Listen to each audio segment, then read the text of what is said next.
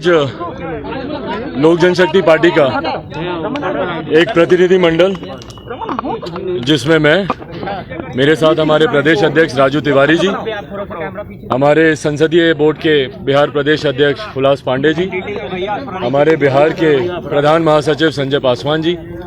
हमारे संगठन के महामंत्री संजय सिंह जी, हमारी लोक जनशक्ति पार्टी की वरिष्ठ नेत्री और जहानाबाद से पूर्व प्रत्याशी हमारी इंदु कश्यप जी, हम इस प्रतिनिधि मंडल ने मां महिम जी से मुलाकात की और साथ में हमारे तमाम और वरिष्ठ साथी और पदाधिकारी साथी साथ में हैं। इस प्रतिनिधि मंडल ने मां महिम जी से मुलाकात की और मुलाकात का मुख्य उद्देश्य बिहार में जिस तरीके से अपराध चरम सीमा पर आ गया है और कानून व्यवस्था पूरी तरीके से धराशायी हो गई है, और ये इन भारी शब्दों का प्रयोग मैं सिर्फ बोलने के लिए नहीं कर रहा हूँ, आप सबके कैमरे साक्षी हैं इस बात के।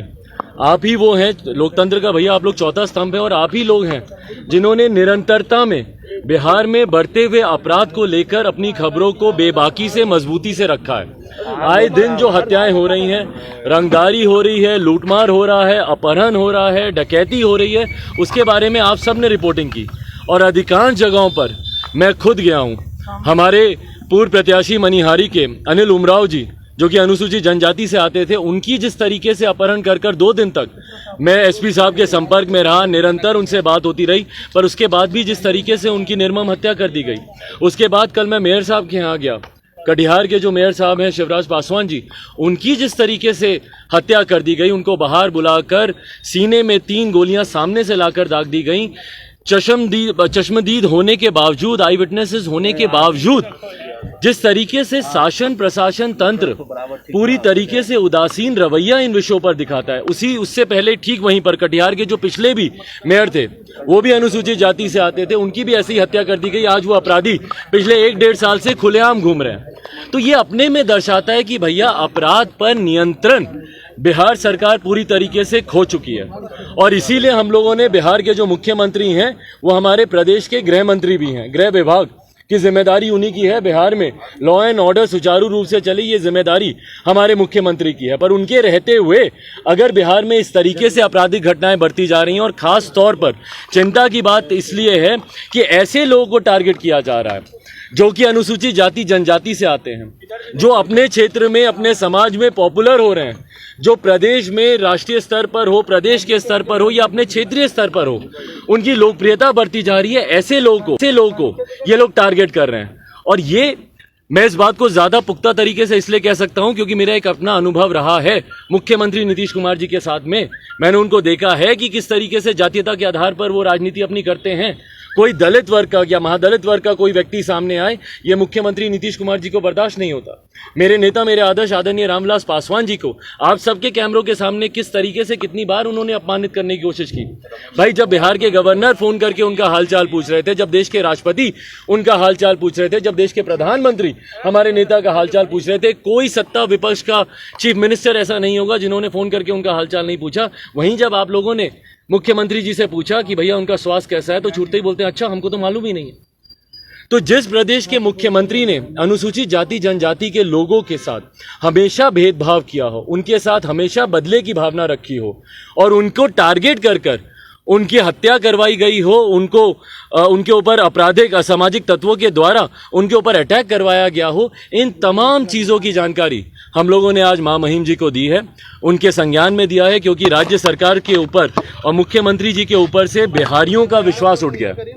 भाई, मैं आशीर्वाद यात्रा पर हूँ और आप लोग मुझे टोकिए कि क्या मेरी आशीर्वाद यात्रा में क्या जन समर्थन नहीं आ रहा, क्या अपार जन सैलाब नहीं आ रहा। बोलिए कि मैं जहां जा रहा हूं उस जिले में मुझे समर्थन नहीं मिल रहा। जो समर्थन मिल रहा है उसके साथ मुख्यमंत्री नीतीश कुमार जी और मौजूदा बिहार की सरकार के खिलाफ एक आक्रोश भी देखने को मिल रहा है।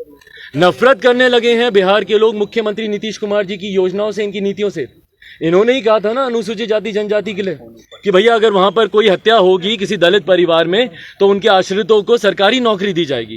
पहली बात तो हम लोग को इस बात का भी एतराज था, हम लोग को चिंता थी इस बात की कि भैया आपने हत्या की बात की है, कहीं ऐसा ना हो कि कोई दूसरी भावना के तहत हत्या बढ़ने लग जाए बिहार में, जो कि देखने को भी मिल रहा है कि भाई हत्या बढ़ी है। पर उसके बाद क्या आपने उनके आश्रितों को नौकरी दी? सिर्फ ये जो आप झूठे बहाने जो आप देते हैं चुनाव के वक्त, पूछिए ना मुख्यमंत्री नीतीश कुमार जी को, भाई जहां पे हत्या हो रही है, नालंदा में 2 युवक लड़कों को गला रेत कर उनकी हत्या कर दी गई, जहां मैं जा रहा हूं डीएमएसपी से मैं बात करता हूं, बोलते हैं कि भैया हमारे पास कोई नोटिफिकेशन नहीं आया इनको। तो जो आप समाज को ठगने का काम कर रहे हैं, खासतौर पर दलित, महादलित और अनुसूचित जनजाति के लोगों को जो आप ठगने का काम कर रहे हैं, उसके खिलाफ मुख्यमंत्री जी की तमाम इन झूठे वादों के खिलाफ, उनकी गिरती कानून व्यवस्था के खिलाफ हम लोगों ने मां महिम जी से मुलाकात की। गंभीरता से मैं धन्यवाद दूंगा मां महिम जी का कि जिस गंभीरता से उन्होंने हमारे हर एक प्रतिनिधि की बात को उन्होंने सुना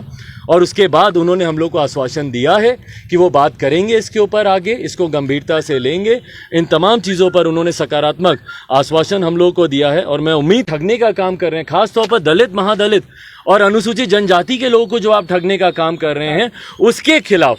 मुख्यमंत्री जी की तमाम इन झूठे वादों के खिलाफ, उनकी गिरती कानून व्यवस्था के खिलाफ हम लोगों ने मां महिम जी से मुलाकात की। गंभीरता से मैं धन्यवाद दूंगा मां महिम जी का कि जिस गंभीरता से उन्होंने हमारे हर एक प्रतिनिधि की बात को उन्होंने सुना और उसके बाद उन्होंने हम लोग को आश्वासन दिया है कि वो बात करेंगे इसके ऊपर, आगे इसको गंभीरता से लेंगे। इन तमाम चीज़ों पर उन्होंने सकारात्मक आश्वासन हम लोग को दिया है और मैं उम्मीद करता हूं, क्योंकि राज्य सरकार से अब ना मुझे ना किसी बिहारी को उम्मीद बची है, तो मैं उम्मीद करता हूं कि केंद्र के हस्तक्षेप से बिहार में कम से कम बढ़ता अपराध नियंत्रित होगा। लालू यादव ने आपको आज नेता माना है, दिल्ली में उन्होंने अभिभावक, अगर मुझे नेता मानते हैं तो मेरे लिए इससे बड़े गर्व की और क्या बात हो सकती है। मेरे पिताजी, मेरे नेता आदरणीय रामविलास पासवान जी के सहयोगी रहे हैं, साथी रहे हैं, दोनों की मित्रता अच्छी रही है एक लंबे समय तक। लालू जी ने, मेरे नेता आदरणीय रामविलास पासवान जी ने, दोनों ने साथ मिलकर काम किया है और अगर उनकी तरफ से अगर मुझे ऐसा प्रोत्साहित करने वाला अगर बयान आता है जिसमें वो मुझे नेता कहते हैं, तो उसके लिए मैं उनका दिल से, हृदय से मैं उनका धन्यवाद करता हूं।